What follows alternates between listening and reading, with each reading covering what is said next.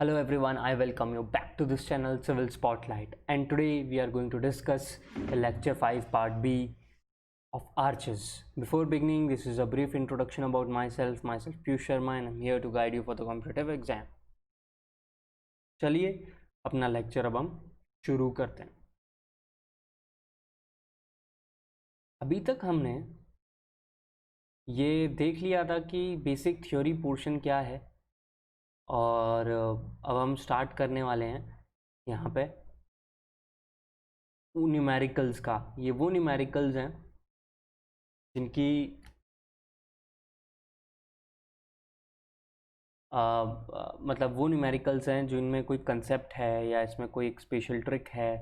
ये direct formula based numericals नहीं है। जैसे कि मैं हमेशा बोलता हूँ 25 years of GATE ESE SSC JEE से उठाए गए क्वेश्चंस हैं जिनमें कोई ना कोई इम्पोर्टेंट कंक्लूजन है, कंसेप्ट है, या फिर कोई ट्रिक इन्वॉल्व है जो आप याद करें तो बेटर रहेगा उस टाइप के क्वेश्चन सॉल्व करने के लिए। तो ये वो वाली चीज़ है। मोस्ट इम्पॉर्टेंट थिंग ये है कि ये all types of question cover करता है। अगर मेरे को कई बार लगता है कि डायरेक्ट फार्मूला बेस्ड क्वेश्चन है बट वो ऑल टाइप्स ऑफ क्वेश्चन में कवर कराना ज़रूरी है, तो भी मैं यहाँ पे वो क्वेश्चन डिस्कस करता हूँ।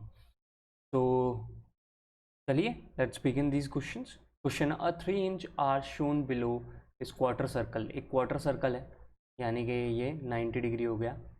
If the vertical and horizontal component of reaction A are equal, इसका हॉरिजॉन्टल और वर्टिकल रिएक्शन जो है वो इक्वल है। द वैल्यू ऑफ थीटा, इस थीटा की वैल्यू पूछ रहा है ये।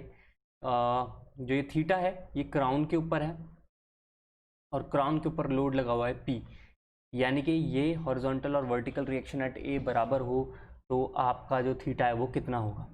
ठीक है, मैं इसका एक रिएक्शन वाला के साथ डायग्राम बनाता हूँ। तो मैंने इसको कहा V है तो ये भी V हो गया हॉरिजॉन्टल एट A।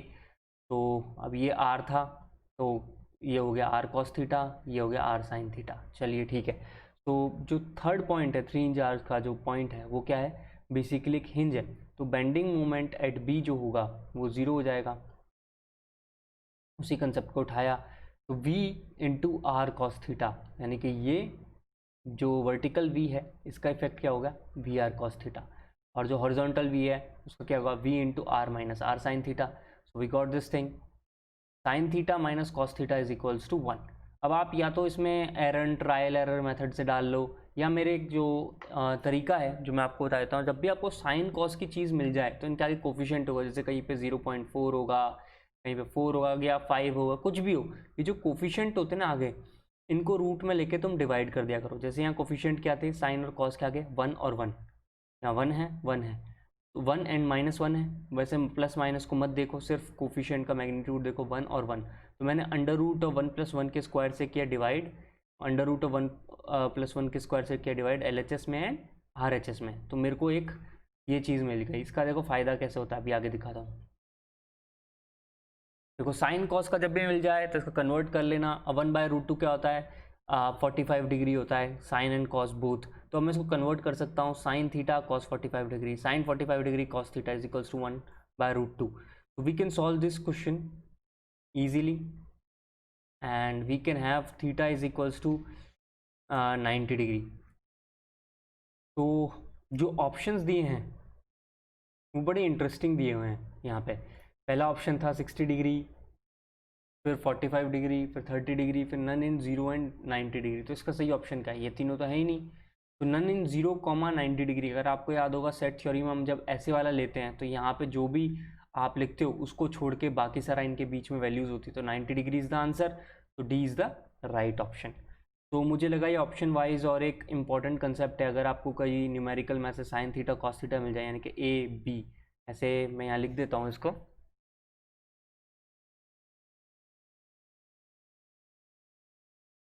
कि अगर आपको कभी भी ऐसे मिले A sine theta minus B cos theta is equals to some value C, तो हमेशा आप अंडर रूट में डिवाइड कर दिया करो। Under root of A square B square, under root of A square B square,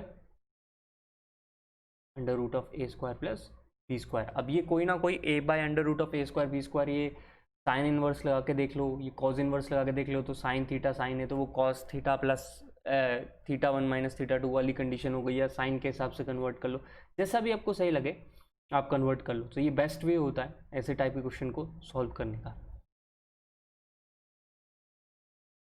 अब नेक्स्ट क्वेश्चन देखते हैं अपन। 3 hinge parabolic arch A B C, okay, C पे इसने दिया हुआ है। स्पैन ऑफ 20 मीटर, इसका स्पैन 20 मीटर का है, and central rise of 4 metre, okay.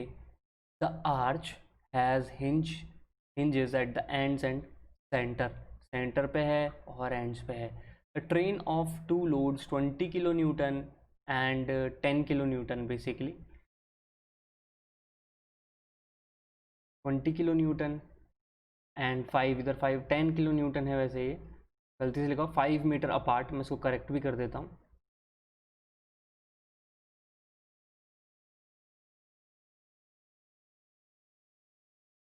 5 metre apart crosses arch from left to right, the maximum thrust induced in the truss. देखो, ये इन्फ्लुएंस लाइन डायग्राम का क्वेश्चन हो गया एक तरीके से। मैक्सिमम थ्रस्ट पूछा है तो इसका मतलब क्या है, मैक्सिमम हॉरिजॉन्टल फोर्स पूछा है इसने।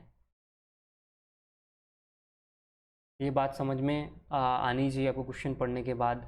अब अपन कहाँ पे जो ट्रेन ऑफ लोड है उसका अरेंजमेंट रखे कि हमें मैक्सिमम थ्रस्ट मिले, यही तो हमारी कंडीशन है। तो ये एक स्पेशल क्वेश्चन था जो एक बार ही पूछा गया गेट में, तो मुझे लगा मैं डिस्कस कर लेता हूँ विद ऑल रिक्वायर्ड एक्सप्लेनेशन। तो मैंने यहाँ लिखा है, अगर आपको इसका इन्फ्लुएंस लाइन डायग्राम मिल जाए तो आप समझ जाएंगे आप 20 किलो न्यूटन को कहाँ लगाएंगे। आप यहाँ से वैसे क्राउन पे देख रहे होंगे। तो जैसे इसका इन्फ्लुएंस लाइन डायग्राम बनाते हैं हम हॉरिजॉन्टल थ्रस्ट के लिए, तो ये जो ये आएगा ये L/4H होता है। L क्या हो गया, स्पैन, H क्या हो गया, राइज। तो L/4H जो है इसका इन्फ्लुएंस लाइन डायग्राम में एक स्ट्रेट लाइन है जो कि क्राउन के नीचे जाके टॉप पॉइंट पे अचीव करती है। इसलिए मैंने 20 किलो न्यूटन को कहाँ रख दिया, क्राउन पर रख दिया। और अब इसको सॉल्व करना है इन्फ्लुएंस लाइन जैसे मैंने बताया था, ये ordinate into 20 kilo Newton, this ordinate into 10 kilo Newton, काम हो गया। अच्छा, इन्फ्लुएंस लाइन डायग्राम अपन सीख लेते हैं बनाना। तो ये एक इन जनरल वो है कि क्वेश्चन भी ना आए तो वो थियोरेटिकली पूछ लें, तो आप कम से कम इतना तो याद रखो यार, L/4H, ये बहुत ज़रूरी है। तो influence line diagram for horizontal thrust is this thing, straight line with central ordinate is L/4H। Influence line diagram for bending movement at D, D देख रहे हो, D क्या है, D कोई भी एक पॉइंट है जो C के बगल में, मतलब D कहीं भी हो सकता है, इधर लेफ्ट साइड में भी हो सकता है, राइट साइड में हो सकता है। तो जहाँ पे भी D था, ये D है। देखो मैं इसको लेके आता हूँ, यहाँ देख रहे हो। तो इन्होंने पहले क्या किया, जो ऊपर वाला है इसको बनाया, फिर अलग से इसका D का अलग बनाया और शेड कर दिया जो ऊपर आ रहा है। तो आपको कम से कम ये फिगर याद कर लो, अगर कुछ याद ना हो, मेरे को पता है इससे बहुत बड़ा क्वेश्चन नहीं आना है, बस फिगर तो याद कर सकते हो, क्योंकि ये फिगर बना के दे सकता है, ये में पूछ लेगा बताओ कौन सा है, तो आप उसमें कंफ्यूज ना हो कम से कम। ओके, उसी तरीके से ILD फॉर रेडियल शेयर, देखो रेडियल शेयर भी है D, रेडियल शेयर का D का कुछ इस तरीके से है। And ILD for normal thrust at D, उसका भी बना हुआ है। तो आप इसे पॉज करके बना लेना और इसको याद कर लो, वो सबसे बेस्ट रहेगा। अच्छा, अब हम आते हैं इस क्वेश्चन पे। हम देखते हैं 10 किलो न्यूटन के नीचे जो ऑर्डिनेट है वो क्या होगा, वो होगा 5/10 इंटू L/4H, 0.625 हो गया। ठीक है, ये 1.25 हो गया। किलो न्यूटन क्यों लिख दिया है यहाँ पे मैंने, ये गलत है। हाँ, बेसिकली ऑर्डिनेट बता रहा है और इसको किलो न्यूटन में लिख रखा है मैंने। किलो न्यूटन अपने आप में 10 एक किलो न्यूटन है और वो 1 किलो न्यूटन है, इसलिए ज़रूरत नहीं है। These are just ordinates. Now this is fine.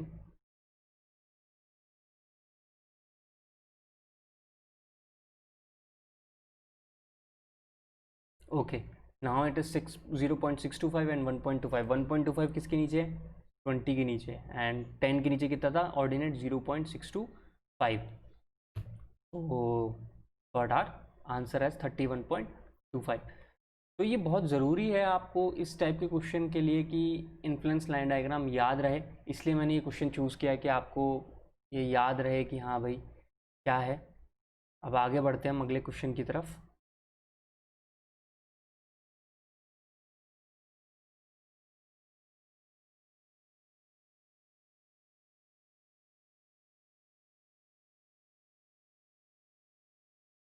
अच्छा, एक इम्पॉर्टेंट पॉइंट और मेरे को याद आया, कोई क्वेश्चन अगर आपसे कोई गलती से पूछ रहे, ऑल दो इस टाइप का मैंने कोई क्वेश्चन देखा नहीं था, बट ये नोटिसेबल पॉइंट है। तो मैंने कहा ILD यानी कि influence line diagram for horizontal thrust in the two hinged parabolic arch, यानी कि 2 हिंज वाली जो पैराबोलिक आर्च है उसका शेप कैसा होगा, पैराबोलिक होगा, और 3 इंच का कैसा होगा सर, स्ट्रेट लाइन होगा। क्योंकि मैंने आपको पढ़ाया था ILD जो डिटर्मिनेट स्ट्रक्चर का होता है वो होता है स्ट्रेट लाइन, और ILD जो होता है इसका 2 इंच का यानी कि इनडिटर्मिनेट स्ट्रक्चर का कैसा होता है, कर्व होता है। यहाँ पे वो कर्व कौन सा है, पैराबोला। तो एटलीस्ट ये चीज़ तो याद कर लो, ये क्वेश्चन में आ सकता है। एक और क्वेश्चन है, असर्शन रीजन का क्वेश्चन है bending moment due to any load at all section of an arch is less than bending moment at all section of simply supported beam having same span of arch under same load. Okay, the movement due to horizontal thrust of a arch is hogging. देखो ये वाला वही वाला question है जो मैंने आपको सबसे पहले आर्च शुरू होते ही समझाना शुरू किया था कि बेंडिंग मोमेंट किसी भी आर्च में beam moment minus the moment effect of horizontal thrust होता है, वही बताया था। तो इसी वजह से जो आर्च होता है उसमें बेंडिंग मोमेंट इतना ज़्यादा नहीं हो पाता है। तो ये बिल्कुल सही बात है, और आर जो इसका करेक्ट एक्सप्लेनेशन है। तो ये क्या हो गया, इसका ऑप्शन ए हो गया। तो इस तरीके से भी आप देख सकते हैं यार कि यहाँ पे कैसे क्वेश्चंस आपको इजी से इजी बात पे देखने को मिल जाते हैं। चलिए अब हम थोड़ा सा और नीचे चलते हैं। एक और क्वेश्चन है, for semi circular 2 inch arch shown below, the moment 5t centimeter is applied at B produces a displacement of 0.5 centimeter at A. Okay, if concentrated load 10 ton is applied at A, the rotation at B in arch will be. अरे very good, ये बहुत अच्छा question है, बहुत ही conceptual question है, and बहुत ही मतलब एक मैंने आपको कंसेप्ट पढ़ाया था स्ट्रक्चर एनालिसिस में, बेटीज लॉ, उसके ऊपर बेस्ड है ये। अगर आपने वो बहुत ध्यान से देखा है लेक्चर, मैं आपको गारंटी देता हूँ आप कभी कंफ्यूज हो ही नहीं सकते इस क्वेश्चन में। बेसिकली इस क्वेश्चन में क्या किया, इसने बी पे लगाया पहले एक मूवमेंट 50 टन सेंटीमीटर का, तो उसकी वजह से जो ए पॉइंट था ये थोड़ा ऊपर उठ गया, यही इसने बोला है, ठीक है सर। और बाद में इसने 10 टन का लगाया, तो यहाँ पे ऑब्वियसली इसका डिस्प्लेसमेंट नीचे होगा, तो एक छोटा सा रोटेशन हुआ होगा, वो रोटेशन कितना हुआ वो मांग रहा है। तो देखो अगर आपको याद हो, बेटीज लॉ क्या कहता है, वर्क डन जो है वो बराबर होना चाहिए। पहले अपन वहाँ पे क्या करते थे बेटीज लॉ के अंदर, P1 delta 1 is equals to Q into delta 1, ऐसे वाली सीरीज को हम यूज़ करते थे, क्योंकि वहाँ पे वर्क डन जो था P और डेल्टा की टर्म्स में था।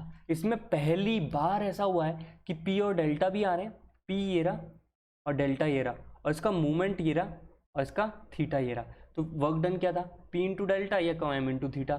तो मैंने उसी कंसेप्ट को यूज़ किया है,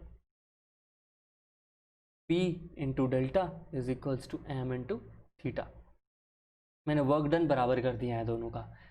तो जिनको नहीं पता ये मैंने क्या किया है, प्लीज़ लेक्चर देखें, बेटीज लॉ पे मैंने स्पेशल लेक्चर बनाया हुआ है, उसको ज़रूर से देखें एंड उसको फॉलोअप करें। उसके बाद आपका ये वाला कन्फ्यूजन दूर हो जाएगा। ये दोनों end of the day work done है, तो मैं M इन थीटा की फॉर्म में भी लिख सकता हूँ और P इंटू डेल्टा की फॉर्म में भी लिख सकता हूँ। So the answer is 0.1 radian, option A.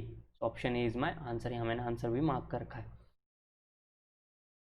एक और बात करते हैं अगले क्वेश्चन पे, वो है a circular 3 pin arch of span 40 metre and rise 8 metre hinged at the ground and springing. Okay, मतलब 8 मीटर है स्प्रिंगिंग लाइन से क्राउन तक 8 मीटर है, ठीक है। It carries horizontal load of 100 kilo Newton पर मीटर ऑन लेफ्ट साइड। देखो ये वाला क्वेश्चन मैंने सिर्फ इसलिए चूज़ किया क्योंकि यहाँ पे यूडीएल जो है वो आपके वर्टिकल में ना के हॉरिजॉन्टल डायरेक्शन में है। तो सिर्फ ये रीज़न था आपको फेमिलियर कराने के लिए कि भाई ऐसे क्वेश्चंस को कैसे सॉल्व किया जाना है, उस वजह से मैंने ये क्वेश्चन उठाया।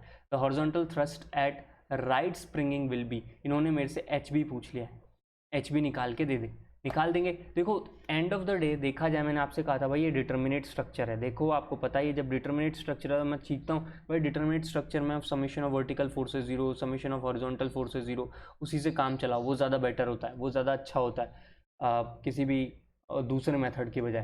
तो वही मैंने क्या है, समेशन ऑफ मूवमेंट एट ए 0 कर देता हूँ, उससे क्या होगा आर भी निकल आएगा मेरे पास, ठीक है। और आर भी निकल आएगा, W मुझे पता है, तो यहाँ पे करूँगा तो W इंटू जो हाइट है 8, W इंटू 8, और ये इसका सेंटर कहाँ से दूर होगा, 4 मीटर से दूर होगा, तो सर यहाँ मूवमेंट आ गया, परफेक्ट। और जो RB है ये हो गया RB, ये नेगेटिव में हो जाएगा, माइनस का RB into 40, so we got RB is equals to 80 kilo newton. अब जो सी पॉइंट है वो इंटरनल हिंज है, इंटरनल हिंज में क्या होता है, बेंडिंग मोमेंट जो होता है वो जीरो होता है, तो बेंडिंग मोमेंट जीरो कर दिया फॉर राइट साइड, ठीक है।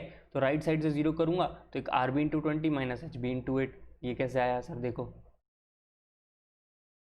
आर बी 40 का आधा 20 और एच बी इंटू 8, सॉल्व करते हैं हमारे पास आंसर आ गया।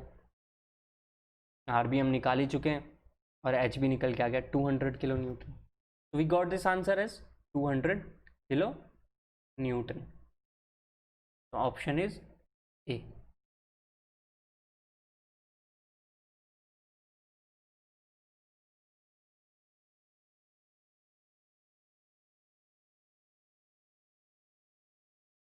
अब एक और मेरे को असर्शन रीज़न का बहुत ही अच्छा क्वेश्चन मिला, मुझे लगा ये एक्सप्लेन करना चाहिए आपको, इसलिए मैंने एक पिक लगा के एक्सप्लेनेशन चूज़ किया है। क्वेश्चन था, असर्शन है जिस क्वेश्चन के अंदर, एनी आर्च कैन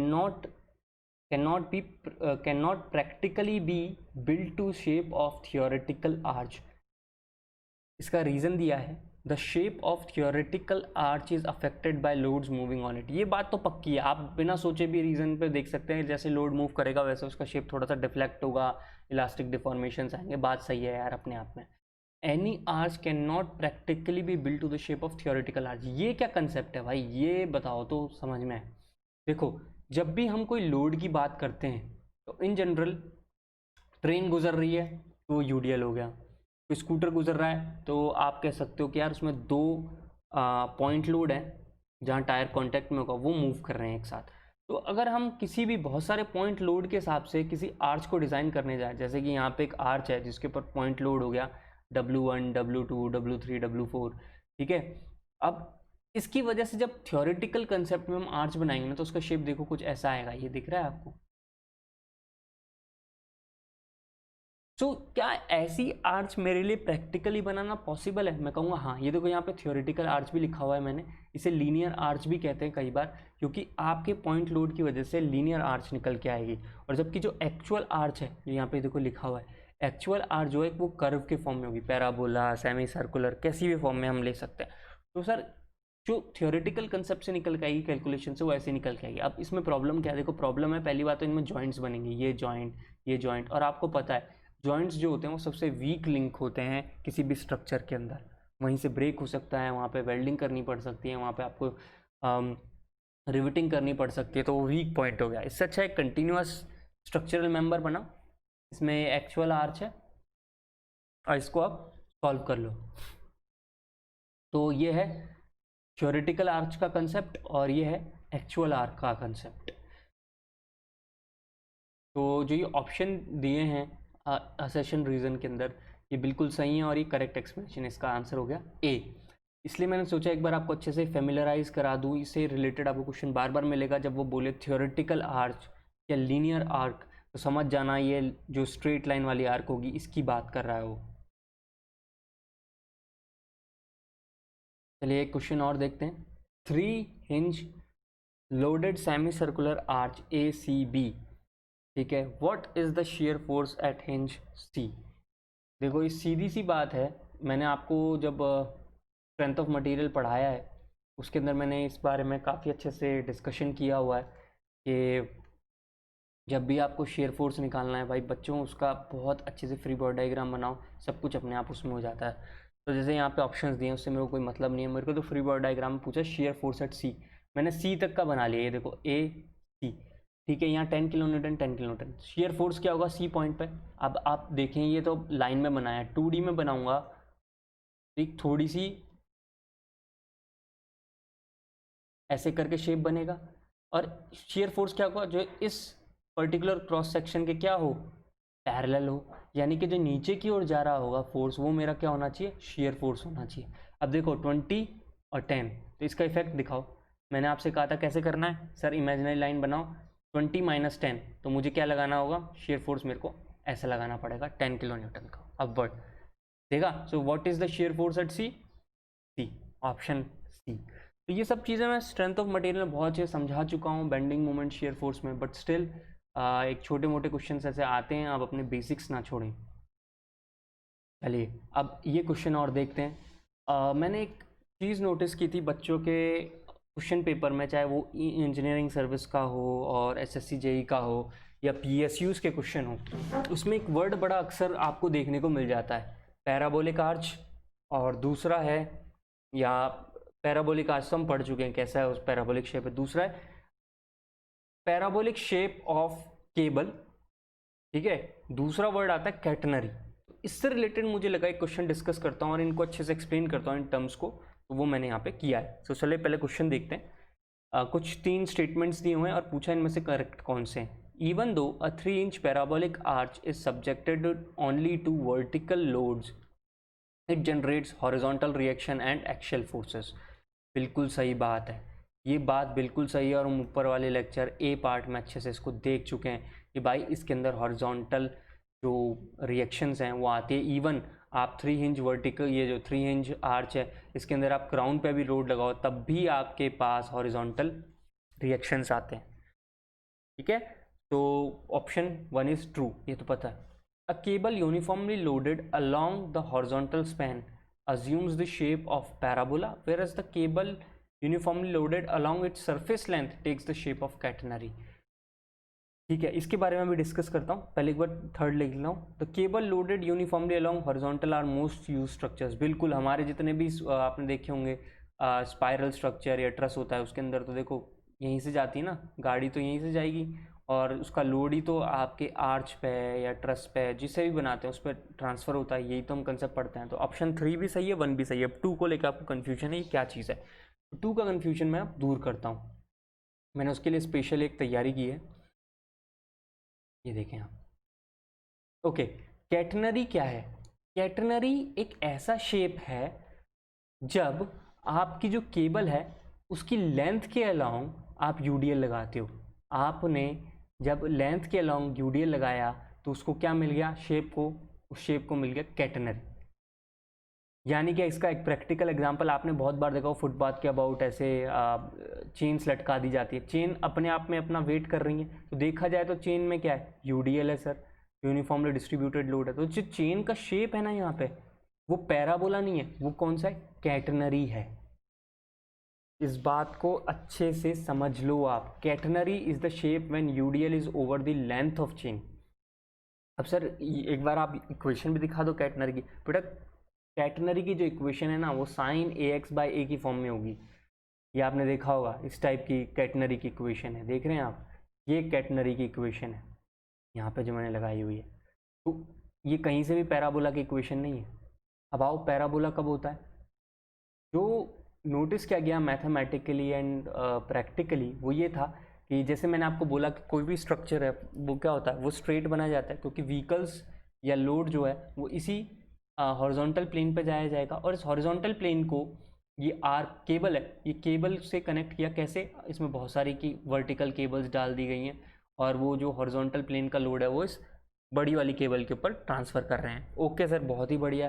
तो ऐसा जो शेप आया है, जो हॉरिजॉन्टल प्लेन में लोड है, यूडीएल लोड है, उसकी वजह से जो केबल के अंदर शेप आया है वो कैसा है, पैराबोला है। इसलिए देखो मैंने यहाँ पे ये ऐसी शेप बनाई है और हॉरिजॉन्टल के अंदर यूडीएल लगाया है। आई बात समझ में? इसका मतलब जो हम आर्चेस पढ़ते आए हैं पूरा, उसमें पैराबोलिक शेप इसलिए था क्योंकि वहाँ पे यूडीएल हॉरिजॉन्टल प्लेन में लग रहा था। यही बात मैंने शुरू में सबसे पहले बताने की कोशिश की थी। अगर वहाँ नहीं आई समझ में तो यहाँ अब आपको पक्के तौर पर समझ में आ गई होगी। इस वाली चीज़ यानी कैटनरी की मैंने एक बार भी बात नहीं की है, ना इसकी फॉर्मुलेशन इक्वेशंस इसके बारे में कोई बात नहीं की है और आपको ज़रूरत भी नहीं है। बस आपको इतना पता होना चाहिए कि लेंथ के अलॉन्ग यूडीएल कैटनरी है, हॉरिजॉन्टल प्लेन के अलॉन्ग यूडीएल उससे बनने वाली शेप पैराबोला है। तो ऑप्शन नंबर 2 क्या हुआ, सही हो गया। तो what is the right option, D. 1 2 3 आपस में सारे सही हैं। तो ये वो क्वेश्चंस थे जो मुझे लगे आर्चेस में मुझे डिस्कस करने चाहिए, बड़े इंपॉर्टेंट क्वेश्चंस हैं। Before leaving, I request you guys to subscribe this channel, share it with your friends. If you have any query, please mention it in the comment section below. And before I begin the next topic or the next lecture, keep revising the old ones. Keep doing the 25 years of GATE, ESE and SSC JEE. This will boost your confidence and you will learn all the types of questions. So till then, God bless you all. Keep revising.